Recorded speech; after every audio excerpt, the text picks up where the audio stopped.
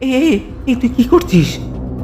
নিজের জামা কাপড়গুলোকে ছিঁড়ে পাখার সাথে ঝুলিয়ে গলায় ফাঁস লাগানোর চেষ্টা করছে।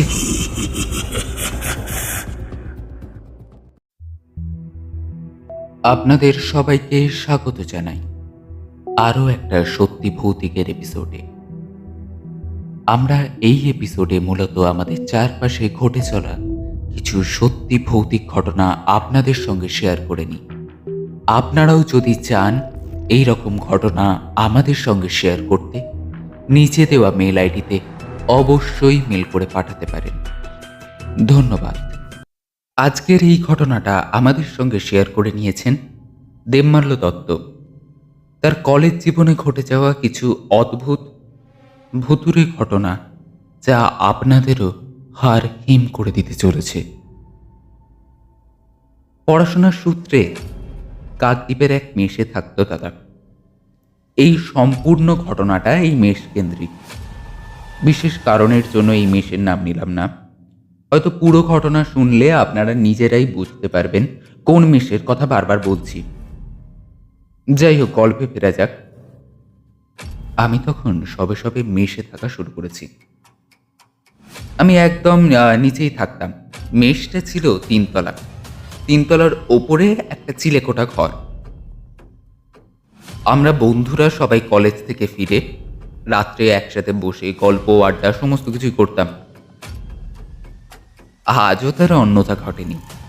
রোজের মতো গল্প করতে করতে আজ হঠাৎ করে ভূতের কথা উঠেছে। কেউ বলছে ভূত আছে, কেউ বলছে নেই, যেটা হয় আর কি।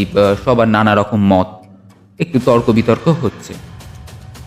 এর মধ্যে যারা বলছিল নেই নেই, তাদেরকে বলা হয়, যদি তোদের সত্যিই মনে হয় যে ভূত প্রেত নেই, তাহলে তোরা একদিন রাত্রে ওই চিলেকোঠার ঘরে কাটিয়ে দেয়।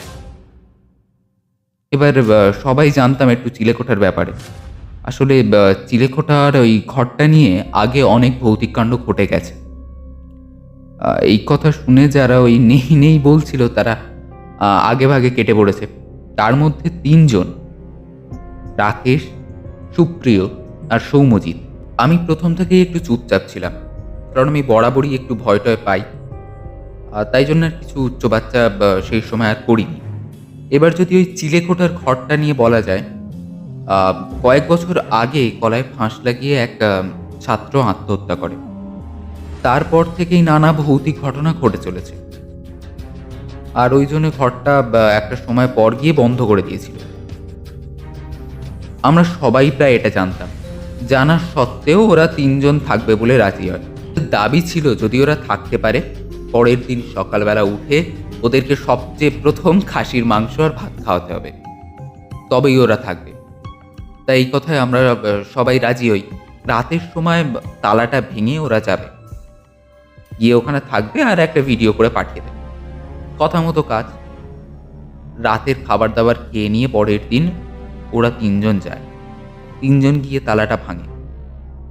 তালা ভাঙার সাথে সাথে একটা দুর্গন্ধ নাকে আসে ওদের তিনজনেরই। হয়তো ঘরটা অনেকদিন বন্ধ ছিল। লাইট এসে চালানোর চেষ্টা করে রাকেশ। এই লাইটটা জ্বলছে না তো, মোমবাতি টোমবাতি কিছু এনেছিস নাকি? সেই উত্তরে সুপ্রিয় জানায়, হ্যাঁ মোমবাতি তো এনেছি, মোমবাতি ছাড়া উপরে আসবো, মোমবাতিটা জ্বালা। মোমবাতি জ্বালিয়ে ওরা পুরনো চেয়ারের পাশে গিয়ে বসে। প্রথমে ভিডিওটা পাঠিয়ে দেয়। সুপ্রিয় ছিল বরাবরই একটু সাহসী গোছের ছেলে, সব কিছুতেই আগে পাওয়া যেত তাকে। সুপ্রিয় একটু মজার ছলেই বলে, এ ভাই চ চ, যে মরেছে না তাকে ডাকি চ, সে যদি আসে এই চক্করে ভূত যদি সত্যি থেকে থাকে দেখা হবে, চ চ প্ল্যান চেট করি। যেমন ভাবনা তেমনই কাজ। ওরা তিনজন প্ল্যান চেট শুরু করে। সুপ্রিয় ব্যাপারটাকে একটু জমজমাট করার জন্য এবং ভয় দেখানোর জন্য কিছুটা তাচ্ছিল্যের সুরেই বলে, কে আছিস এইখানে? কিরে কি হয়েছিস? আমি তোকে ভয় পাই? আমরা তোকে কেউ ভয় পাই না। তোর যদি সাহস থাকে তবে আমার সামনে আয়, আয় দেখি সামনে আয়। সব বুজরুকি গল্প, কোথাও ভূত বলে কিছু আছে বলে তোরা শুনেছিস? হুস। কালকে সকালটা হোক দেখ। এইরকম 3-4 বার বলে। হঠাৎ করে দেখা যায় আলোটা আর পাখাটা চলে ওঠে। সবাই চোখ খুলে দেখি, দেখি পাখা আর আলো জ্বলছে কি করে? সুইচ তো অফ করা। হ্যাঁ রে রাকেশ, তুই কি সুইচটা অফ করেও আসিসনি? না, আমি তো সুইচটা অফ করলাম। তবে তখন সুপ্রিয় বলে, আরে ধুর, ওসব কিছু না, ইলেকট্রিকের কিছু একটা প্রবলেম হয়েছে হয়তো। কালকে সকালবেলা একটা ইলেকট্রিশিয়ান দেখলেই বলে দেবে সব কিছু। আবার একইভাবে চোখ বন্ধ করে বলা শুরু করি। কিছুক্ষণ পর কানে ভেসে আসে একটা মৃদু হাসির শব্দ। প্রথমটা মনের ভুল বলে উড়িয়ে দিলেও পরক্ষণে শুনতে পাই কারোর একটা পায়ের আওয়াজ। আমরা 3জনেই চোখ খুলি। ওই কিছু নেই তো? তাহলে কি পুরোটাই মনের ভুল? হ্যাঁ, অবশ্যই মনের ভুল ছাড়া আর কি হতে পারে? কেই বা থাকবে এখানে? কেউ নেই, কেউ নেই। আমরা আবার চোখ বন্ধ করি।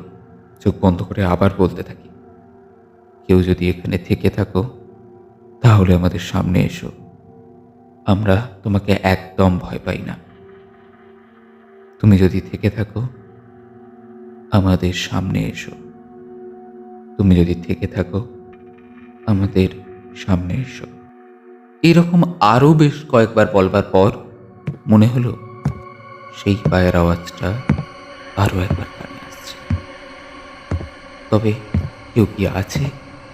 সঙ্গে সঙ্গে চোখ খুললাম। এ বাবা, সারা ঘরে একদম ধোঁয়া ধোঁয়া ভাব কেন? আর এই সৌম্যজিৎ গেল কোথায়? এই এই সুপ্রিয়, ওই সৌম্যজিৎটা গেল কোথায় রে? এই সৌম্যজিৎ, সৌম্যজিৎ, ওই। কোনো গলার স্বর পাওয়া গেল না।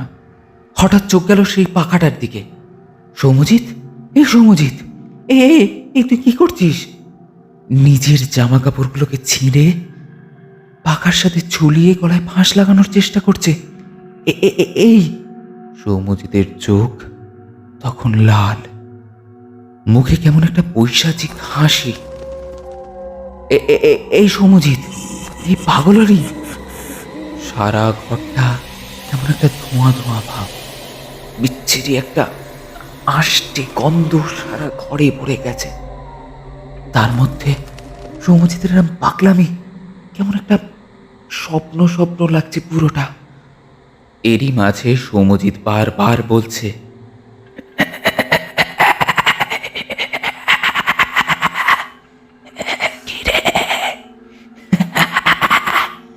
তোরাই তো আমায় দেখতে চাইলি, এখন ভয় পাচ্ছিস? তোরাই তো আমায় মানিস না।